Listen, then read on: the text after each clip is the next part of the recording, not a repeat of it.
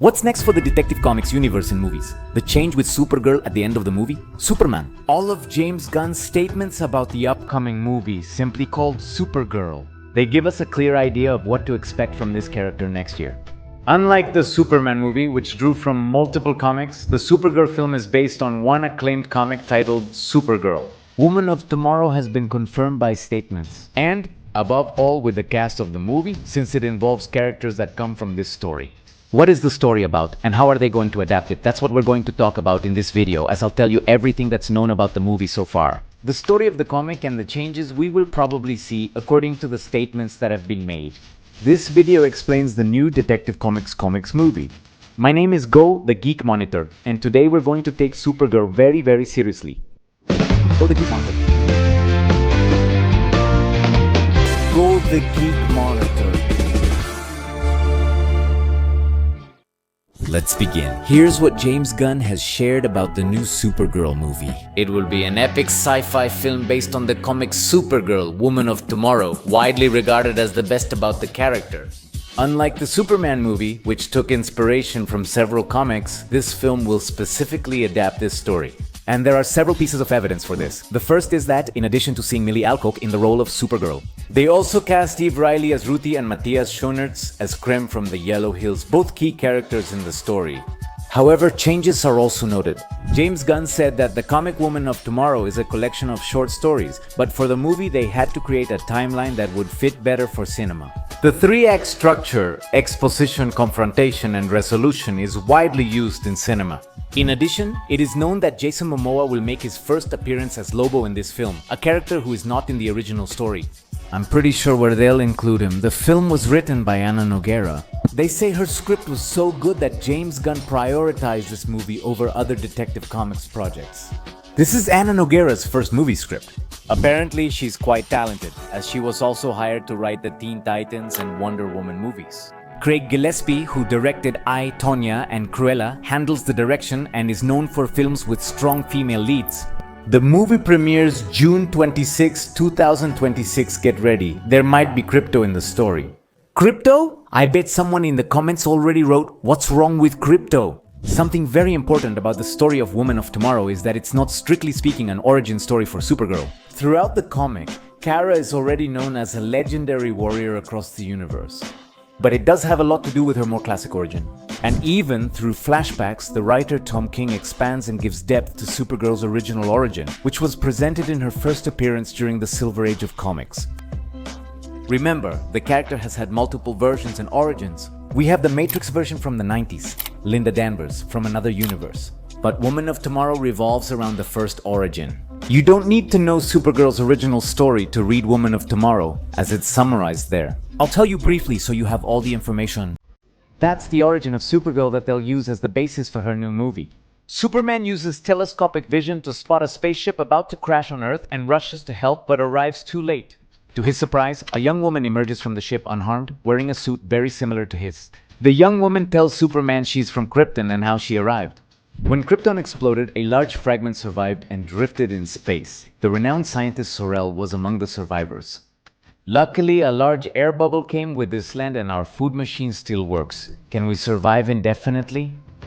There was a problem due to the stars. The explosion turned the ground into kryptonite, whose radiation can poison and destroy us. Yes, overly expository dialogues were in style. Fortunately, Zor-El had a roll of metal in his laboratory with which they covered the floor. That let them live normally, and Kara was born over time. But as she entered adolescence, meteorites started piercing the metal floor. So Zor-El built a ship to save his daughter before the radiation infected everyone. Allura, her mother, saw through her space telescope that a Kryptonian called Superman was on Earth. They sent her to him and gave her a similar suit to show she was also Kryptonian. But I think the most beautiful part is the ending, since both characters felt terribly alone until they realized that Zor-El and Jor-El were siblings. So these two survivors, who thought they were alone in the universe, suddenly realized that they had found a family. Remember, in that comic era, Superman's adoptive parents were not alive. Superman brings Kara to an orphanage where she becomes Linda Lee, another Linda Lee. In the following years, the character had adventures as Supergirl in later Action Comics issues. Until, years later, Detective Comics wanted to renew the continuity of its universe and make Superman unique again. So the character dies saving her cousin from the Anti-Monitor in the Crisis on Infinite Earths. Now that we've discussed the movie and Supergirl's origin, let's dive into Woman of Tomorrow's story. Alright, let's continue with the topic. Supergirl is drunk in a tavern on her 21st birthday, having chosen a red sun planet to drink alone in peace. But then something caught her attention. A young woman named Ruthie enters the tavern looking for a warrior to hire to hunt down and eliminate someone named Krem from the Yellow Hills who had killed her father. As payment, she offered a magnificent sword, as long as the job was finished first. Things didn't go as she hoped. The warrior she hired tried to take the sword before working and hit her when she intervened. To the warrior's surprise, a woman's hand quickly retrieves the sword. It was Supergirl who, despite being drunk and not having her powers, easily defeats the unscrupulous man. She tries not to spill her drink since she can't afford another. I should mention that the comic doesn't actually start with this scene, but with the character Ruthie, telling in the past tense how her father died at the hands of Krem from the Yellow Hills, how she swears revenge for that, and then we see her enter the tavern. However, I think this is one of the changes they will implement in the movie. First of all, I don't think Ruthie will be narrating all the events just like in the comic. This is because in the original story, she narrates it as something that happened many years ago. And secondly, personally, I feel like this bar scene has a sort of space western vibe, which would look awesome in an opening. The next morning, Supergirl wakes up with a massive hangover and is about to leave the planet with Krypto. But Ruthie follows her because she wants to hire her to take out Krem of the Yellow Hills, Supergirl. Obviously, she doesn't accept because she knows that being a hero means not killing people. She also feels deep compassion for Ruthie, relating to the pain of losing her world to fate. An arrow suddenly pierces Supergirl's chest. It's the tavern warrior who teamed up with Krem to ambush and kill the one who had humiliated him. Krypto lunges at the attackers but is struck by a poisoned arrow. Then, Supergirl stands up in pain and says, "Do you know who I am? I'm Supergirl. Do you think I give a damn? Your swords and your arrows?" Kara defeats both warriors, but Krem escapes in Supergirl's ship, leaving them stranded on the planet. These events shape the story of Woman of Tomorrow. Since Supergirl lacks powers and a ship, she must slowly travel across multiple planets to find Krem, so that he can tell her what kind of poison he used on the arrow that hit Krypto in order to develop an antidote and save him. So she chooses to travel with Ruthie. Not just because Ruthie is persistent in seeking revenge and won't leave her alone, but also because Supergirl believes Ruthie can help identify Krem, and along the way, learn that this feeling of revenge can lead her down a very dark path. In the following issues, we see Kara and Ruthie traveling in spaceships throughout that section of the universe. Most importantly, we learn more about them and their personalities, which is one of my favorite parts of the story. On one hand, Ruthie is introduced to us as an extremely intelligent and tenacious young woman who was happy to learn about the world and life alongside her father. Until Krem stops that, just on a whim. She's stubborn and always speaks her mind. But despite her intelligence throughout the journey, she slowly realizes how little she actually knows about life. On the other hand, we have Kara, a character who, despite her young age, already has a reputation for being one of the best warriors in the galaxy. Not for being Kal-El's cousin, but for her own merits. She is a woman who can be fierce and brave, but who is also extremely empathetic, kind, and understanding. Because we see her take time to help and listen to others, whether with major issues like invasions or small personal problems. Like that time when she patiently taught Ruthie how to wash her hands with water and soap, a habit they didn't have on her planet. She often risks her life to save strangers from danger, consistently showing heroism, simply by listening to those who need to be heard. What I find most interesting about Kara is the constant wound she seems to carry. This heroic and brave demeanor is hidden. A melancholic person, deeply emotionally hurt after seeing her world and her family die. A wound even Kal-El can't claim to have experienced. That's why when she found out that Krem had joined a mercenary group called the Brigands, who destroy entire worlds just for fun, she feels even greater contempt for her rival. And that's something very interesting because the story gradually makes you hate Krem even more since he's the worst kind of person there can be. Someone who hurts others just for fun. So as you read, you start to think Ruthie may be right. Maybe Supergirl should set aside her morals this once because honestly the universe would be better without a Krem of the Yellow Hills. Kara gradually regains her powers after leaving the Red Sun Zone with Ruthie. She increasingly sees the devastation left by Krem and the Brigands. After weeks of searching and much effort, she finally confronts Krem and charges at him. However, Krem is unprepared for what's ahead. Krem possessed a magical orb called the Mordru Sphere, which had the ability to absorb and transport his enemy to a distant and dangerous place, especially for a Kryptonian. It was a prison planet called Barrington, a planet that Superman's enemies developed to contain him. A place full of dangerous beasts and with a kryptonite sun. Kara told Ruthie that Superman called his time on this planet the most agonizing experience of his life. He was there just 45 minutes with only 5 minutes before the Justice League rescued him. By the way, I almost forgot. But this time, no Justice League. If they wanted to escape, Ruthie and Kara would have to wait 10 hours for sunset. Supergirl was nearly unconscious, but Ruthie cared for and protected her. They both nearly died several times but survived until nightfall. They escaped from the planet and went after Krem again. However, after finding him again, they discovered that he had another sphere, Mordru, Supergirl. Then she tried to dodge it, but Krem told her that it was magic and that no man or woman was able to run faster than her. But something unexpected happened. Comet Supergirl's Phil Corso from the Silver Age comics appeared to help her. We plan to escape together to the edge of the universe, where magic stops working. Yes, I know this sounds like a Deus Ex Machina, a solution appearing out of nowhere. I think stories about Superman, especially those from the Silver Age, contain several elements of this. These hyper-fantastic elements that these seek to abandon comic realism and immerse us in a fully imaginary world. In the language of superheroes, they were what made All-Star Superman such a celebrated work. And in my opinion, Woman of Tomorrow is the All-Star Superman of Supergirl. It honors classic aspects of the character, such as Comet, her moral code, and original origin story, but adding more depth and a modern narrative. During her journey with Comet, Kara begins recalling fragments of her past. We see her mother's death from kryptonite poisoning and her father trying to cover the ground of their fragment of planet with metal, and how she hammered for days without rest, trying to save what was left of her world even before having powers or becoming Supergirl.